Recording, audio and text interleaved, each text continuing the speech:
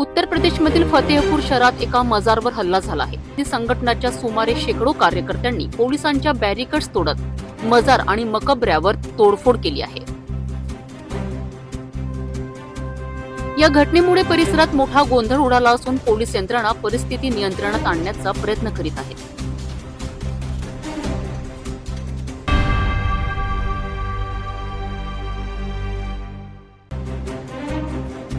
उत्तराखंडमध्ये 5 ऑगस्ट रोजी उत्तरकाशी जिल्ह्याच्या धराली व हर्षिल भागात अचानक ढग फुटून भयानक पूर आला होता.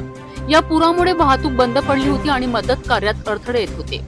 या परिस्थितीत उत्तरकाशीला हर्षलशी जोडणारा पूल पुनर्निर्मित करण्यात आला आहे, ज्यामुळे मशिनरी आणि मदत सामग्रीची सोपी वाहतूक शक्य झाली आहे.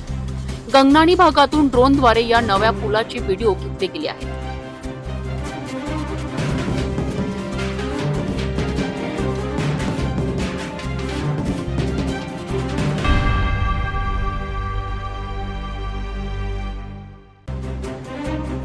निवडणूक आयोगाच्या निर्णयांवर असंतोष व्यक्त करणाऱ्या आंदोलकांनी शरद पवार आणि मल्लिकार्जुन खरगे यांच्या उपस्थितीत शांततामय चर्चा केली आहे. या बैठकीत त्यांनी निवडणूक प्रक्रियेत पारदर्शकता आणि सर्व पक्षांचा समावेश होणे आवश्यक असल्यावर भर दिलाय.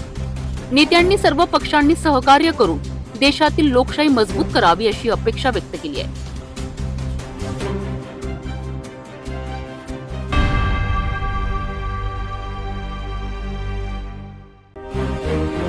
उत्तर प्रदेशमध्ये कायदे आणि सुव्यवस्था कुठे आहेत?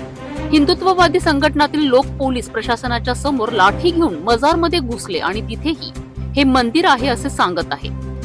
ही घटना 1992 मध्ये घडलेल्या परिस्थितीसारखीच आहे, ज्यामुळे तिथे सामाजिक आणि धार्मिक तणाव निर्माण होण्याची शक्यता वाढली आहे.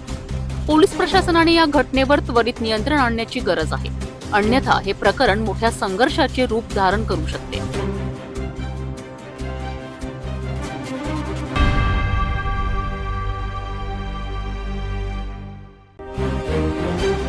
एका क्षणाची चूक तर एखाद्या मासूमच्या आयुष्यात कायमस्वरूपी बदल घडू शकते.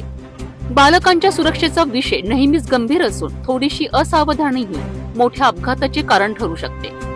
आपल्या प्रत्येकाच्या लक्षात ठेवायला हवं की एक नजर वेळोवेळी टाकल्याने अनेकांना वाचवता येऊ शकतं, परंतु एक चूक केल्यास मासूम बालकाचे आयुष्य धोक्यात येऊ शकते. समाज आणि पालकांनी एकत्रित येऊन बाल सुरक्षेची जबाबदारी घ्यायला हवी. बालकांच्या सुरक्षेसाठी आपण सर्वांनी जागरूक राहणं गरजेचं आहे.